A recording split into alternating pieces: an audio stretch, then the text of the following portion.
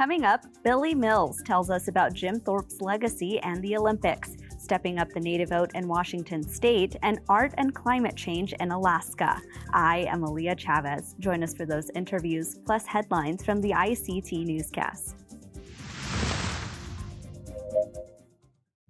This program is made possible in part by the Corporation for Public Broadcasting, a private corporation funded by the American people. The Walter Cronkite School of Journalism and Mass Communication at Arizona State University is a proud supporter of Indian Country Today. Students at Cronkite News and Gaylord College at the University of Oklahoma cover Indigenous communities together. This important work is distributed by more than 100 news organizations. This collaboration provides a much-needed boost to coverage of Native American communities nationwide. Learn more at cronkitenews.azpbs.org.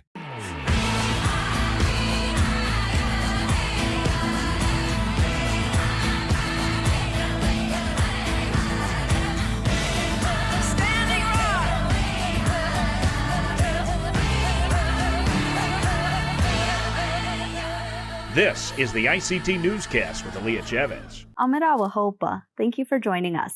We start with news from Virginia, where the nation's first Native Cabinet Secretary is healing from a fall. On Sunday, Interior Secretary Deb Haaland was injured during a hike in the Shenandoah National Park. Doctors have confirmed she broke her left fibula. The bone connects the knee to the outer part of the ankle. Haaland is 61. The agency said Haaland was, quote, grateful to park staff, the U.S. Park Police, and the team at Walter Reed National Military Medical Center for their excellent care. In a statement, the Interior Department said Haaland was back at work Monday, but working virtually. Summer is typically a time when children have more time to learn skills. For a group in Phoenix, they can now add hoop dancing to that list.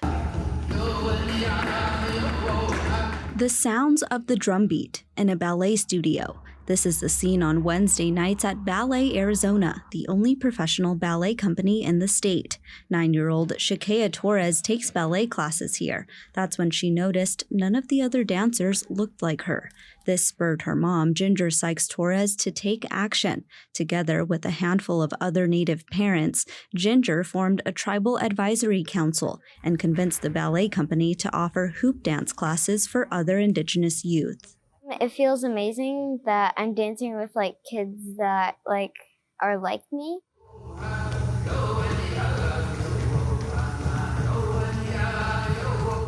Being able to learn the dance here in the Ballet Arizona studios is just a dream come true for learning any dance, but something where you can have the mirrors, have the wide space, have the high ceilings. It's just not something that's easily found. Many urban Native children who grow up away from their communities aim to find ways to feel connected to their lifeways. That's the case of Rolena Morgan. She first learned about hoop dancing when stumbling upon it on TV. That prompted her and her brother to watch videos on YouTube and teach themselves. Then her mom found out about hoop dance classes and signed her up. She's the only in her family who is a hoop dancer. And it really helps that you guys are doing more classes for this stuff, because we have no one in our family that really does and teaches it and passes it down. Eva Bighorse is this year's instructor. She says the commitment is more than just teaching technique. It ends up developing into a cultural mentorship. Once we start sharing dance opportunities with them, we have to start talking about regalia and how to dress appropriately. And so for a lot of these families, this is first time for them, and the parents will come and ask me questions on, oh, what can my son or daughter wear? What would be appropriate? How should I fix their hoop? So Ginger created an online tutorial on how to make the hoops. And we've learned that there's a big enough need for the next session that we're going to just dedicate an entire class to hoop making. Dance opportunities are more common than you might think. Phoenix is the home of the Hoop Dance World Championships, which are held every year at the Heard Museum. Since the classes started 3 years ago, some of the young dancers have already entered and placed. For Ballet Arizona leadership, they say they will continue helping along the journey. Hoop dance is something that we do want to make sure that Ballet Arizona continues to host. It is our goal not just to offer these types of opportunities once. We want this to be part of our blood, just like ballet is. In Phoenix, Arizona, Aaliyah Chavez, ICT News. And we should mention that Ginger Sykes-Torres is a former champion herself. She was the first female to ever win a world title at the Hoop Dance World Championships. Now on to more champions. Last weekend, an Indigenous hammer thrower helped continue the U.S.'s dominance at the World Championships. Comanche citizen and Team USA member Janae Casanavoid received a bronze medal at the World Athletics Championships. During the qualifying rounds, she posted the top throw at an impressive 244 feet and 2 inches. The bronze medal winner took to social media to share how thankful and blessed she feels for the opportunity. She's a 3-time All-American and is currently an unpaid assistant coach at Kansas State University. Indiansports.com reports that Casanavoid is the first Native American woman to medal in the World Track and Field Championships. And those are the headlines for the ICT Newscast. Coming up, Jim Thorpe's legacy in getting out the vote in Washington. But first, an Alaska native who doesn't let anything go to waste. Stay with us.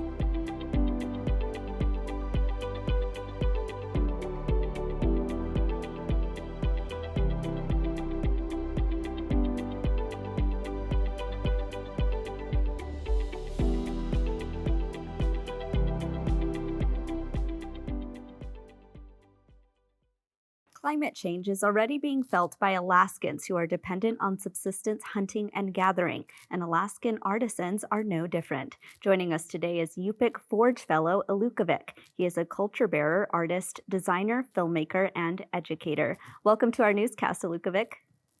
Brianna, thank you for having me. So you're a Forge Fellow. Tell us about some of your goals. Yeah, well, geez, I guess some of my goals is to honor my ancestors and protect our way of life that have been really important to upholding relationships with our human and non-human relatives for generations. You do so many different kinds of art. Maybe describe on your own what kinds of art that you do and what kind of artist you are. Yeah, I guess I'm kind of mostly known as a visual artist. Started off with doing a lot of fashion work, and but I've always kind of drawn and painted. But I really like to work with natural materials and materials that I have a relationship with. So ones that I harvest myself and that are related to food. So often, like for example, with the fish skin work, I'm fishing that for myself, my family, my community, and then I use the skin in artworks. So I use a lot of kind of fiber material. Talking about using natural work, I mean, that falls in line with climate change. Can you maybe talk about what you're seeing now and the changes that are currently happening? Yeah, definitely. A lot of the changes that we're seeing are quite frightening. Alaska is so big, it's like 3 times the size of the state of Texas. So to put that kind of in perspective, I'm in the southeastern region. And so more towards the Arctic is going to see more extreme um, impacts from climate change. Um, but I've noticed all kinds of things from kind of like just erratical weather behavior, different kind of behavior in animal groups, whether that's like seals and whales, um, just based off of like ocean temperatures and what other their food sources are doing, lack of kind of rain at times when we technically live in a rainforest. It's really important for the fish. I don't know if I already said it, but an increased amount of wind is something that I've really noticed. That was one of the first things I feel like I really noticed, was there just seemed to be more wind, and that really impacted when I could get out on the water. Climate change is one of those things that sometimes feels really heavy and it weighs heavy on us. Maybe talk about how you're aiming to tell the narrative of climate change, but in an artful way. Yeah, I'm still trying to figure that out. Like, how do I take something that is one of the biggest tragedies in human history and threatens almost all life on Earth, and something that is really caused by colonialism, which is also a really tragic story in itself, and one of the worst things in human history as well. And how do I do that in a way that's engaging people and as an artist who want to support my work and want to learn? And so that's something that I've been struggling with quite a bit. I'm starting to write a bit more, and I think writing about it has helped. I recently wrote an article for First Alaskans magazine interviewing an elder, Wilson Justin, and using like his wisdom and his knowledge that he's got from his elders and his ancestors has really helped. So I think trying to include cultural solutions, trying to include elders, I think those things have always helped and uplifted our people as we've struggled through so much. Well, Alukovic will continue to follow your work, and thank you so much. Goiana, thanks for having me.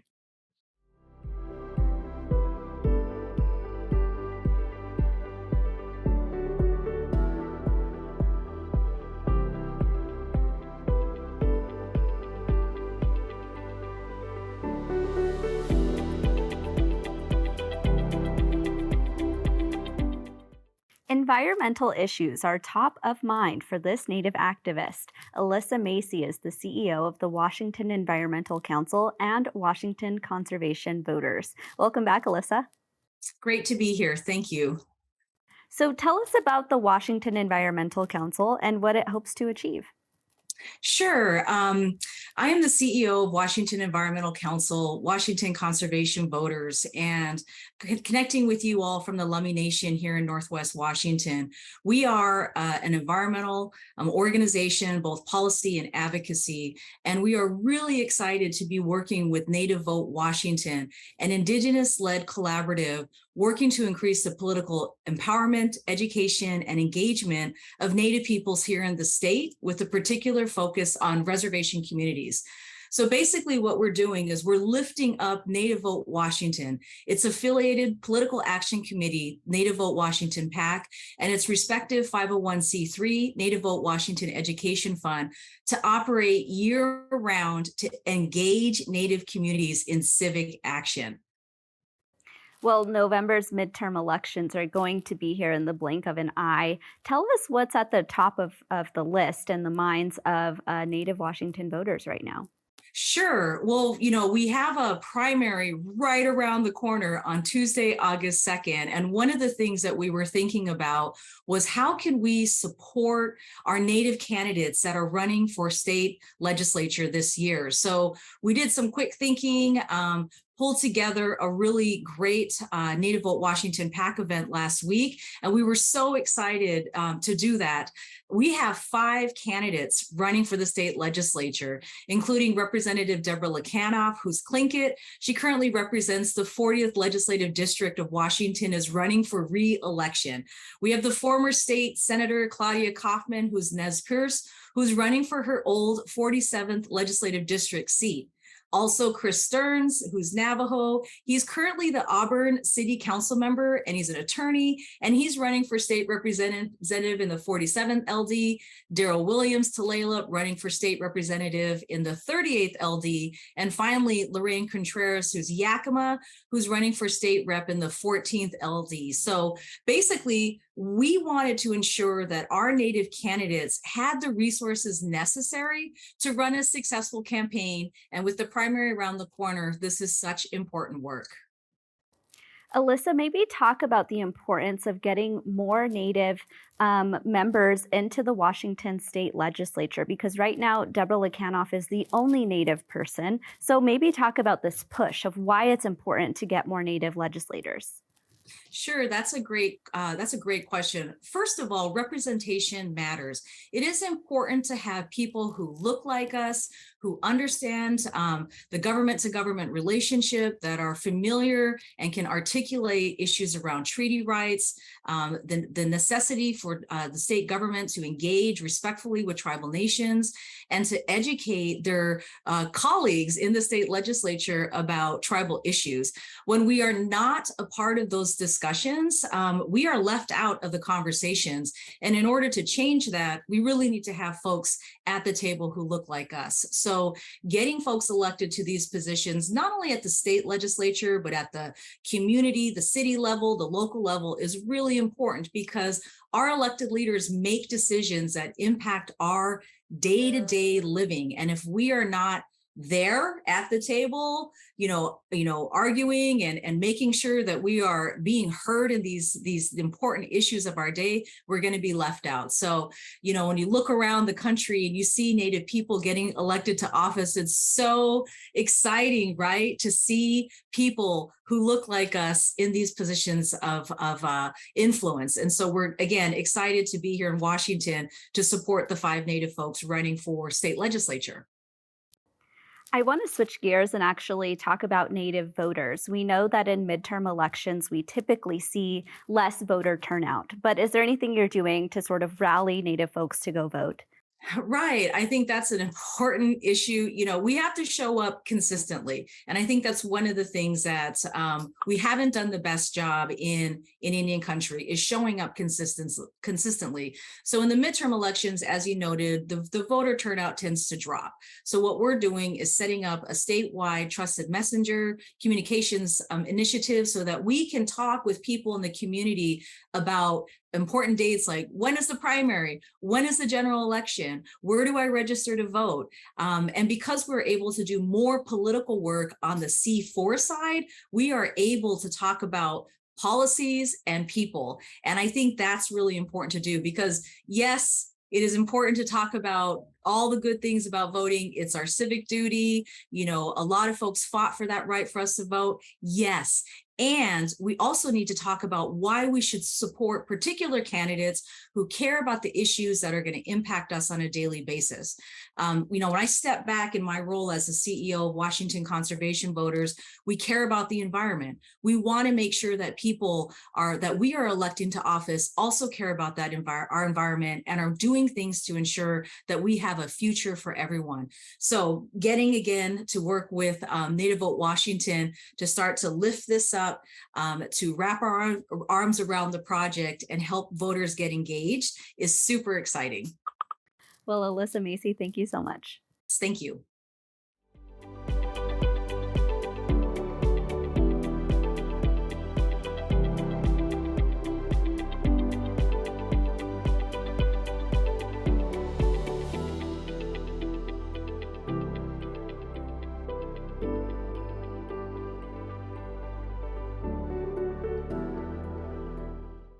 It took over 100 years, and now Jim Thorpe is finally the official winner of gold medals in the 1912 Olympics. It took tenacity and lots of communication from different people over the years to make this happen. Among those who led the way is Nedra Darling, who heads Bright Path Strong. Also joining us is Billy Mills, who won Olympic gold in 1964. Hello to you both. Billy, I want to start with you. Talk about what this means for you personally to finally have this Olympic medal restored. Trying to say it as condensed as I can. It truly was the first time I felt I was an Olympian. Jim Thorpe was never a hero of mine. He was one of the Olympic gods. And I have always felt some point in my time when I go into the spirit world, I'm going to Mount Olympus, because that's where the great Olympians live, and hang out with Jim Thorpe. I was thrilled. A moment so deserving, and we must not let those stories die of Jim Thorpe. We must bring him back to life so generations in the future can know about Jim. Absolutely. Nedra, I want to go to you. Talk about when you learned this news for the first time. what was your reaction? I was pretty sure it was going to happen. So I was out at the Haudenosaunee was the women's lacrosse finals in Maryland, and I stepped out of my car, and somebody, the other co-founders of Bright Path Strong, were on the line and saying, "It happened, it happened." And I said, "Of course it did." And then I was like, you say that because we've worked so hard for the last 2 years, but then you think of it in the longer run, like Billy was saying, this has been years and years and years. And then when you stop and hear Billy talk, which always puts me to tears, so excuse me, but you think of all of our ancestors. I think of my own father, who knew Jim very, very well, and our tribe, the Potawatomi tribes, all of us, what this all means to us. And the family, my goodness, can you imagine growing up and people saying your great-grandfather, your grandfather, your father was not a winner. I mean, what is that? So it just, I've had a few days, I've talked to people all over the world. People are celebrating, they're behind this. Even to the person that's not Native, that even thought that this was wrong, they helped us. They all helped us. And the wonderful people of the families of the other athletes, that now are moved down in their position that they rightfully earned, even they have been rejoices, the ones that we have contacted and had communication with. So I'd have to say, absolutely, it's fabulous. It's absolutely fabulous. Billy, I want to go back to you. You said that Jim Thorpe is an Olympic hero. Talk about the pentathlon and the decathlon, and talk about the skill that it takes to medal and to earn a gold medal in those events. Well, the 10 events of the decathlon, some of the events like the discus throw is one of the most difficult sports to accomplish and to learn. But the diversity of those sports truly makes him among the great athletes of the world. Then you put in football, what he's done in football. You put in dance. He was the modern dancer. He played Santa Claus at Christmas time, and has this incredibly complete human being whose words of his that I read and I remember was, "I never knew someone could have so many friends." He was loved. But in the middle of all of that stood systemic racism. And those in leadership fought for him to be recognized as the greatest. When I learned from Nedra that he got the medals back, the sole winner, I cried. After crying, subconsciously, I found myself speaking to Grace Thorpe, who is also in the spirit world now. But Grace and I talked many times, and I knew how important it was for her to have her dad, the sole gold medalist in those two events. Absolutely. I mean, Nedra, that's a great segue into my next question, which is if you've had the chance to speak to the relatives of Jim Thorpe, and if so, what did they say to you? I think I speak to them all the time now. I think they were the force on my shoulders. They gave me a lot of strength, and I did know them. I did know them. I never did meet Jim Thorpe, but I heard the stories from my father. I heard them from the family. And Billy mentioned Grace. One of the things that struck me after I left the federal government, over 2 years ago, and decided to go on the project of the movie for Bright Path with Abraham Taylor and Chris Taylor and Rick Hill at the time, I was unpacking some of my belongings from, the Department of the Interior. And one of the boxes I opened there it was. I did not pack that box. Somebody must have, one of the people helping me pack my stuff. There was an old note from Grace Thorpe. And it said, "Nedra, I missed you. You were at a meeting. I came by to see you. Remember, we always have to help Dad. We have to help Dad. Please call me. Here's my new phone number." And when I opened that box and saw that message, I knew what I had to do at that time. So they've been here all along. And I know that in our way, that they got together with Jim, all of them, up in the spirit world, and pulled out the big drum. So the ceremony happened. And that gives me just the best feeling ever. Absolutely. Billy, I want to go back to you and talk about what's next in this movement of fighting for justice for Jim Thorpe. There are some people calling for, people to learn more about where his remains are at. But for you, what's next in this story? But two things that come to mind. One, I respect and honor the integrity of the two gentlemen that finished second to him, because they never truly called themselves the gold medalist. More importantly, we have to tell our own stories. We have to tell our stories. We must never let the winds of change or the passage of time wash those footprints that Jim Thorpe laid on Mother Earth away. Our young people can learn from Jim Thorpe's brilliance and his intensity, and not just young Native people, but people throughout the world, Indigenous people. It's our time, and we have to tell Jim Thorpe's story. Absolutely. And Nedra, I'll ask you the same question. I mean, what's next? What's next for us is, we started this with going for a movie about Jim Thorpe. So we will continue that. We have a great crew working on this. I want to mention Bob Wheeler, who wrote the book, The World's Greatest Athlete. And without his research and his wife, Flo, reaching out to our Swedish our friend, Bob Landon, who helped us reach to the families that Billy was talking about, this would not be possible. So I think we're really looking forward to making the movie, the reasons that Billy said, and that is, we need to educate more people. The people need to be educated about Jim Thorpe and who we are as Native people. And I guess the one thing I would say is for our children and our adults all over Indian country, my mother always instilled with me, she was Cherokee, and she would always say, remember to remember. And if you dig deep down, you know. And if you remember the stories, make sure you remember them, because that's what our path is. That's what leads us, is our people and who we are today, who we were yesterday, and who we are going to be tomorrow. Well, Nedra Darling and Billy Mills, thank you so much. Thank you. Thank you. Thank you. And that's a slice of our Indigenous world. For the latest, visit ictnews.org. From all of us in the newsroom, stay safe, my relatives. I am Aaliyah Chavez. Sometimes you got to take a stand just because you know you can. Oh, you got to run, you got to run.